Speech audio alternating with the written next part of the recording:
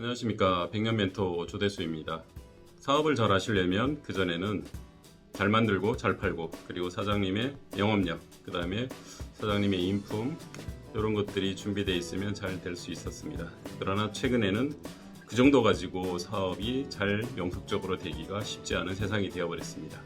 그래서 사장님들이 사업을 하면서 꼭 갖춰야 될 8가지 지식이라 그럴까, 또는 준비해야 될 사항들, 이런 것들을 제가 정리한 것을 가지고 사장님들하고 한번 소통을 해보겠습니다.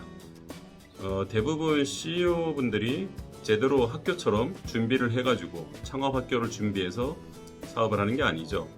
사업을 하시면서 각종 문제에 부딪히시면서 그걸 극복하시고 성공하시기도 하지만, 많은 대표님들이 사업을 접기도 합니다. 그렇게 해서 폭망을 해서 다시 재창업 프로그램인 정부의 프로그램에 들어가서 그제서야 기본적인 노무, 세금 절감, 퇴직금 준비, 각종 사고 예방, 그 다음에 회사의 자금 운영에 대해서 배우시게 됩니다. 그런 것들을 나중에 겪지 않고 처음부터, 또 지금 사업을 하시면서도 업그레이드를 하실 수 있도록 제가 만든 자료를 통해서 사장님들과 소통을 한번 해보겠습니다. 성공하는 CEO 진단 만다라트를 만들어 보았습니다. 자, 8가지 항목을 뭘 가지고 왔냐 하면요, 사업이 잘 되려면 기술력이 좋아야 되고, 자본력 있어야 되고요, 연구개발 경쟁력 있으셔야 되고, 거래처 관리 능력 있으셔야 되고, 정부 지원 활용 능력이 있으셔야 되고요, 노무 세무 재무 관리력이 있으셔야 되고, 그 다음에 이제는 벌어서 이익 나는 것보다도 투자 운영에서도 이익을 내는 세상이죠. 그 다음에 몇 년 후를 내다볼 수 있는 미래 준비력, 이런 것들을 갖추셔야 됩니다. 자, 첫째, 기술력이라고 하는 것은 우리 회사의 기술이 업종에 맞는 특별한 노하우를 갖고 있느냐, 이게 정말 중요하죠. 하다못해 식당이라 하더라도 우리 집 된장찌개는 시골서 어머니가 담근 3년 된 된장이야, 이런 남이 따라하지 못하는 그런 특별한 레시피가 있어야겠죠. 제조업체라면 부품업체인지 완성품 업체인지, 계속 부품업체로만 갈 건지, 이런 것들에 대해서 기술을 어느 쪽으로 발전시킬지 보셔야 되고, 1차, 4차 산업에서 어디에 해당되느냐, 가급적이면 4차에 가까울수록 경쟁력이 있겠죠. 그 다음에 특허나 인증은 얼마나 가지고 있는지, 이런 것들이 그 회사의 신용도 평가에 매우 중요하기 때문에 이런 것들에 대해서 관심을 가지셔야 됩니다. 자, 자본력은 자기 자본 비율이 얼마나 되시는지, 주주 현황은 얼마나 되는지, 가족들의 지분은 얼마나 되는지, 이런 것들, 계속 경영을 장악할 수 있는 그런 과점주주인지, 이런 것들을 한번 체크해 보셔야 되고요. 1금융권 활용 자금은 얼마나 되는지, 이게 제일 중요하죠.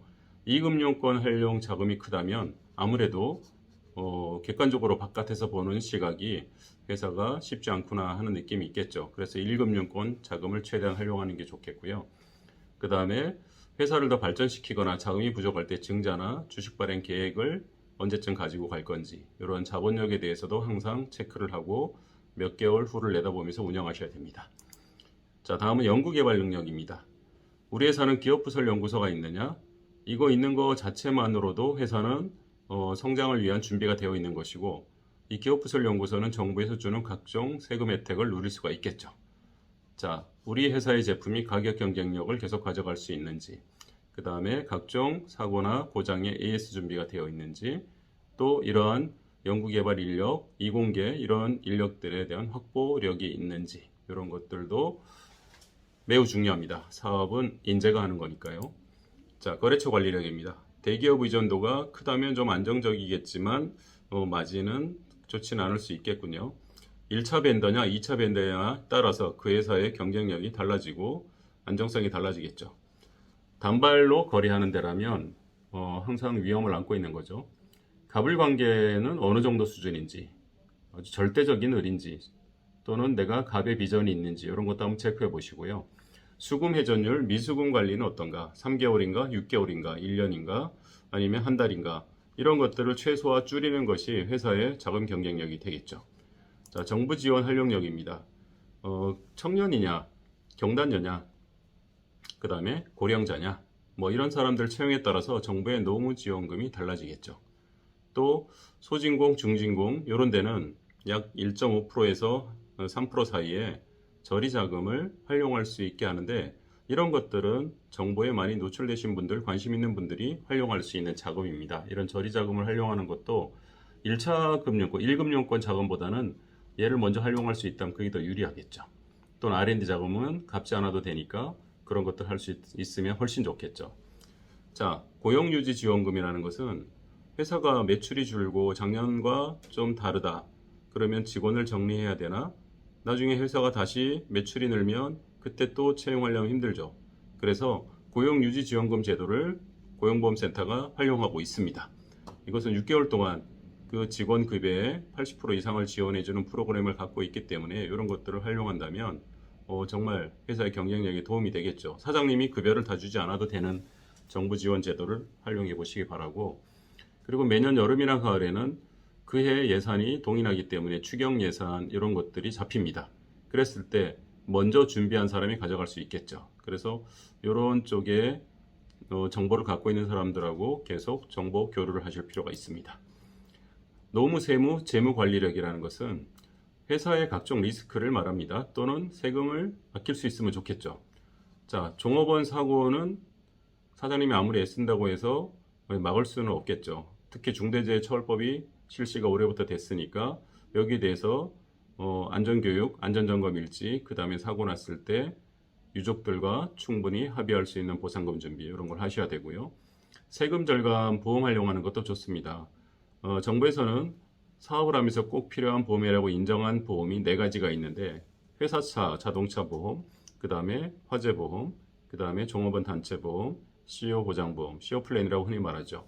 이런 것 선비 인정을 일부 하고 있습니다. 그렇다면 그걸 최대한 활용하시는 게 좋겠고, 슬기로운 퇴직금 준비, 퇴직연금이라든가 아니면은 CO 같은 경우에 CO 보장보험이나 경영위 정기보험 같은 거로 스스로의 퇴직금 준비를 하는 게 좋겠죠. 또 회사를 운영하면서 다양하게 생기는 문제 중에 아주 골치 아픈 가지급금, 그 다음에 미처분 이익여금, 이것이 매년 눈덩이처럼 늘어난다면 미리미리 준비하실 필요가 있습니다. 갑자기 이런 것들을 해결할 수는 없거든요. 이러한 문제들은 빨리 몇 년 동안의 플랜을 가지고 진행하시는 게 좋습니다. 자, 그 다음에 이제 회사가 한 개 팔아서 얼마에 마진 남기는 시절이 아니죠. 그래서 투자 운영 능력이 많이 필요합니다. 자사주 가치평가를 2년이나 3년 단위로 한 번씩 받으셔가지고 회사의 경쟁력과 세금 절감을 한번 고민해 보시기 바랍니다. 법인 잉여금 재투자 어디에 하고 있는지 이런 것들에 대한 마음의 여유가 없다면 그 회사는 비전이 있기가 쉽지 않죠. 그래서 관심을 가져보시기 바라고요. CEO의 개인 자산 투자 운영도 꾸준히 하셔야 됩니다.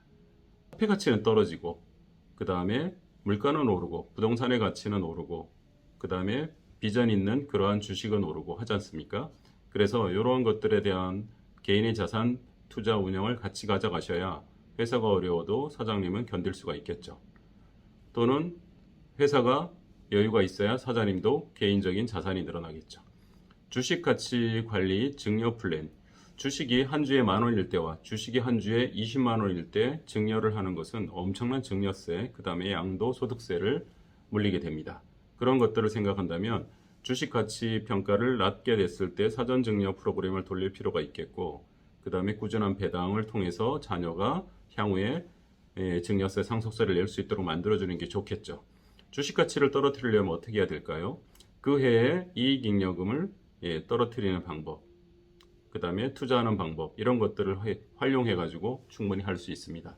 자, 미래 준비력입니다. 미래 준비력은 5년 후에 10년 후에 우리 회사는 어떤 성장 플랜을 가져갈 것이냐, 이런 것들을 가지고 가지 않는다면은 정말 앞날을 장담할 수 없는 게 요즘 사업인 것 같습니다.